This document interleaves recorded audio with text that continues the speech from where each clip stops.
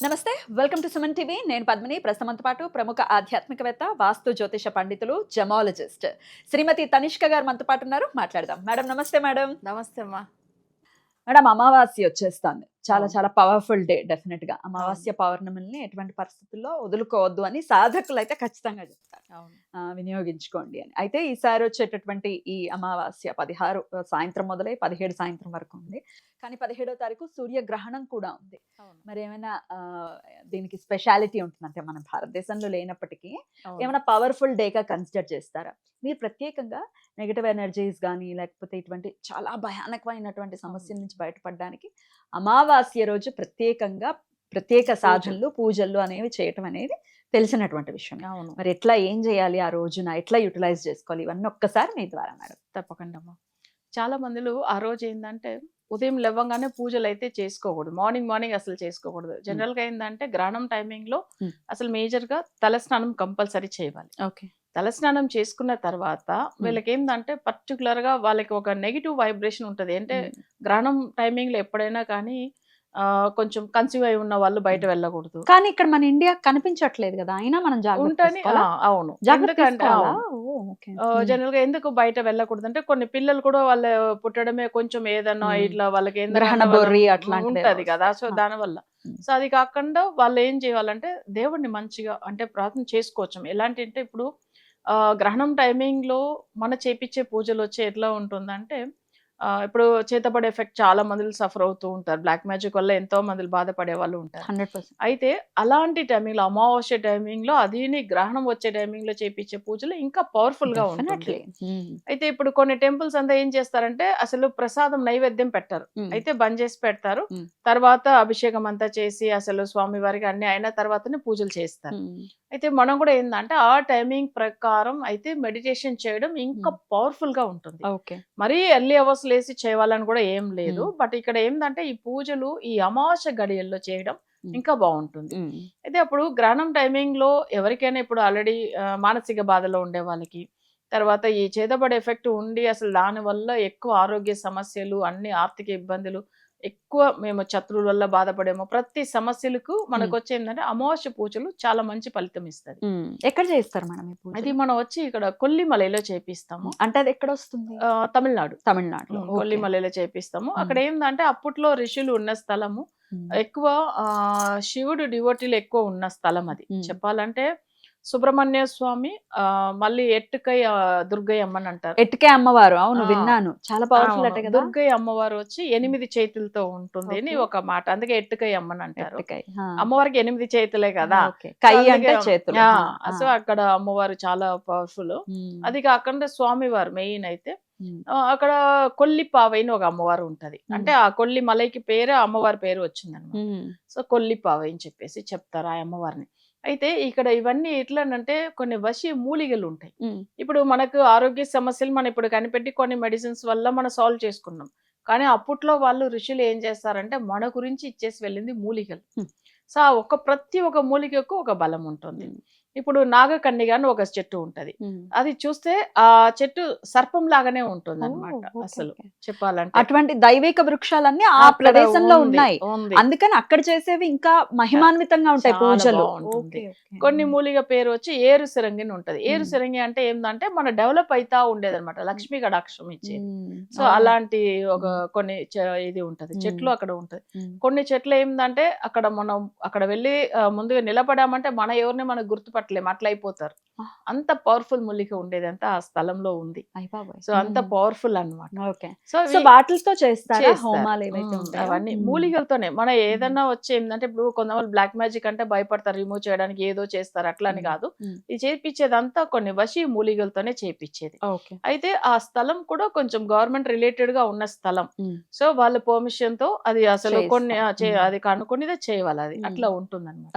ఇవన్నీ ఏంటంటే మనం ప్రాపర్ గా చేస్తున్నప్పుడు ఖచ్చితంగా రిజల్ట్ అనేది ఉంటుంది. సో ఇక్కడ చాలా మందికి ఏంటంటే ఇప్పుడు కొన్ని పూజలు అయ్యి వాళ్ళకి ఆ నెగిటివ్ రిమూవ్ అయ్యేదానికి పేయి వెరైటీ అని ఒకటి పూజలు చేసి పంపిస్తారు. పేయి వెరైటీ అంటే పేయి అంటే దయ్యం చేయలాగానే ఉంటది ఆ కర్ర. సో అది సో దయ్యం చేయలాగానే ఉంటది. చెయ్యి ఎలా ఉంటుంది అసలు దయ్యానికి సేమ్ అట్లానే ఉంటుంది. బట్ అవి ఏంటంటే పూజలు చేయించి వాళ్ళు పంపిస్తారు ఇవన్నీ. అంటే వాళ్ళలో ఉన్న నెగిటివ్ వెళ్ళడానికి ఇవన్నీ చేస్తారు వాళ్ళు. చాలా మూలికలు ఉంటాయి అసలు ఒకటి అసలు చెప్పాలంటే ఒక్కొక్క దానికి ఒక్కొక్క బలం ఉంటుంది. అట్లా మనకి ఏది అవసరమో అవన్నీ కూడా చేపిస్తారు. ఇంకొకటి యానై వనంగిని అంటారు. యానై వనంగి అంటే వాళ్ళు ఏంటంటే యానై అంటే ఎలిఫెంట్, మనకు వచ్చి ప్రతి పనులు సక్సెస్ అవడానికి అన్నమాట. అట్లాంటి మూలికతో చేపించేది. అదే మన సమస్యను బట్టి ఉంటుంది, సొల్యూషన్ అనేది ఉంటుంది. Okay okay. అయితే మీరు చెప్పేవి ఏవైనా ఒకవేళ అక్కడ చేయించాలి అంటే జాతక పరంగా ఒక అవగాహనకు వచ్చిన తర్వాత ఓకే ఈ గ్రహంతో సంబంధం ఉంది, ఈ గ్రహంతో ఇబ్బంది ఉంది, దాన్ని బట్టి మాత్రమే పూజలు చేసి. అవునండి. ఊరికే ఏదో వేగ్గా జయించేయటం అంతేనా మేడం? అవును. ఇప్పుడు మనకు వచ్చి వీళ్ళకి బ్లాక్ మ్యాజిక్ ఉందా లేదని జాతక చక్రం వేసే ముందుగా ప్రశ్నం వేస్తాం. ఆ ప్రశ్న చక్రం వేసిన తర్వాత వాళ్ళకి ఆ శత్రు బాధలు వాళ్ళ వల్ల ఏదైనా సమస్యలు జరిగింది అని కనిపెట్టి దాని తర్వాత మనం అసలు రెమెడీ ఇవ్వడం జరుగుతుంది. సో అందుకే వాళ్ళకి ఏమైతుందంటే ఖచ్చితంగా ఫలితం అనేది ఉంటుంది. ఎక్కువ ఈ అమావాస్య టైమింగ్ లో ఎక్కువ పూజలు నడిపిస్తాం. తర్వాత పౌర్ణమి టైమింగ్ లో కొన్ని జాతకాలకు ఏమైతుందంటే వాళ్ళ జాతక రీతిగా తిథి నక్షత్రం చూసి చేపిస్తాం. ఓకే. సో అలా కూడా ఉంటుంది పూజలు. అయితే ఈ అమావాస్యకైతే ఈ వచ్చే గ్రహణం భారతదేశంలో లేనప్పటికీ అవును నెక్స్ట్ 15 రోజులకు వచ్చేటటువంటి చంద్రగ్రహణం ఇక్కడ కనపడుతున్నటువంటి గ్రహణం. అవును. సో అప్పుడు కూడా మళ్ళీ పవర్ఫుల్. అవును. సో ఖచ్చితంగా ఆ టైంలో కూడా చేయించుకోవచ్చు. ఎంత ఫాస్ట్ గా ఈ నెగటివ్ ఎనర్జీస్ నుంచి చేతబడులు మనం ఇవాళ రేపు అది తెలియని వాడు లేకపోతే దాన్ని ఎక్స్పీరియన్స్ చెయ్యని వాడు ఏమనుకుంటాడంటే ఏమిటి 21st సెంచరీలో ఉన్నా ఇంకా చేతబడులా అని అంటారు. కానీ ఎక్స్పీరియన్స్ చేసినోడికి తెలుస్తుంది ఆ పెయిన్ ఏంటో. అమ్మ బాబు అని దండం పెట్టిన డాక్టర్లతో మనం మాట్లాడిన వాళ్ళు మనం మాట్లాడాం కదా క్లయింట్సే. ఖచ్చితంగా మనకు తెలియనంత మాత్రాన, మనకి ఎక్స్పీరియన్స్ లేనంత మాత్రాన అది లేవని కాదు. అసుర శక్తి ఖచ్చితంగా ఎప్పుడు ఉంటుంది. దాన్ని అధిగమించడానికి సురశక్తి అంటే దైవం ఉంటుంది. దైవం ఖచ్చితంగా కాపాడు తీరుతారు. సో ఈ నెగటివ్ ఎనర్జీస్ కి మనం మీరు చేయించేటటువంటి పూజ ఎన్ని రోజుల్లో ఫలితం ఇస్తుంది మేడం?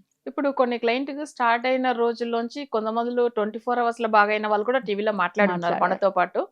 అయితే బెంగళూరులోంచి కూడా క్లయింట్. అయితే చాలా మందికి ఏంటంటే వాళ్ళు పూజ మొదలు పెట్టిన రోజులోంచి 11 రోజుల్లో బాగా అయిన వాళ్ళు మాక్సిమం బ్లాక్ మ్యాజిక్ లోంచి బయటపడిన వాళ్ళు. అది వెళ్తున్నప్పుడు వాళ్ళ బాడీలోంచి బయట వెళ్తున్నప్పుడు వాళ్ళకి ఫీవర్ వస్తుంది, ఒక వైబ్రేషన్ వాళ్ళకి అది తెలుస్తుంది. వాళ్ళకి అది వెళ్ళింది అనేది కూడా వాళ్ళకే తెలుస్తుంది. ఆ మాట కూడా చెప్తూ ఉంటారు. అయితే వాళ్ళకి అది వెళ్తున్నప్పుడు ఆ వైబ్రేషన్ లో కనుక ఎందుకంటే ఫీవర్ వస్తుంది అనేటప్పుడు వాళ్ళకి కొంతమంది భయపడతారు. బట్ అది ఆ భయం ఏం అవసరం లేదు. ఆల్రెడీ వాళ్ళకి ఎప్పుడైతే బ్లాక్ మ్యాజిక్ వాళ్ళ బాడీలో ఎంటర్ అయిందో అప్పుడు కూడా ఫీవర్ వచ్చి ఉంటుంది. సో అది వాళ్ళకి తెలియదు. అట్లా అనుకుని ఉంటారు. ఒక 1 week అట్లా ఫీవర్ తో పడుకున్న తర్వాతనే వాళ్ళకి అది కొన్ని రోజుల తర్వాత అప్పట్లోంచి ప్రాబ్లం కంటిన్యూగా ఉంటూ ఉంటది. వాళ్ళు అది కనిపెట్టలేదు. అప్పుడు మనం చేపించే పూజలో కూడా ఏంటంటే వాళ్ళ బాడీలోంచి అది నెగిటివ్ వెళ్తున్నప్పుడు ఫీవర్ వస్తుంది. కొంతమందికి ఎక్కువ ఆవిలింతలు వస్తుంది. కొంతమందికి ఏమైతుందంటే అసలు బ్యాక్ పెయిన్ ఉంటుంది అది వెళ్తున్నప్పుడు. సో ఎవరికి బాగా హెడేక్ వచ్చింది మేడం అట్లా అని కూడా అంటారు. అది వెళ్తున్నప్పుడు అది వాళ్ళకి తెలుసు. ఇంకా లాస్ట్ లో కొంచెం హింసించి వెళ్తుంది. Negative is negative. అవును. అది కానీ అది భయపడకూడదు. దేవుడి మీద నమ్మకం పెట్టుకోవాలి గట్టిగా. సో కానీ మనలోంచి వెళ్ళిపోతున్నప్పుడు మనకి చాలా హ్యాపీగా ఉంటుంది కదా. ఇప్పుడు మనకి క్లయింట్లు అదే చెప్తూ ఉంటారు. మంచిగా అయిపోతారు, అంతే, ప్రాబ్లం లేదు. రైట్, అద్భుతం మేడం. అయితే ఈ నెగటివ్ ఎనర్జీస్ నుంచి మాకు ఎట్లా బయటపడాలో తెలియట్లేదు, చక్కగా ఉన్న పిల్లోడు చక్కగా ఉన్న పిల్ల రూమ్ లో లాక్ అయిపోయారని చెప్పిన వాళ్ళు కోకొల్లలు చెప్తూనే ఉంటారు. మనకు తెలిసిన వాళ్లే, మనతో ఉన్న వాళ్లే, మన వెన్నుపోట పొడుస్తూ ఇటువంటివి చేయించిన వాళ్ళు అనేక మంది.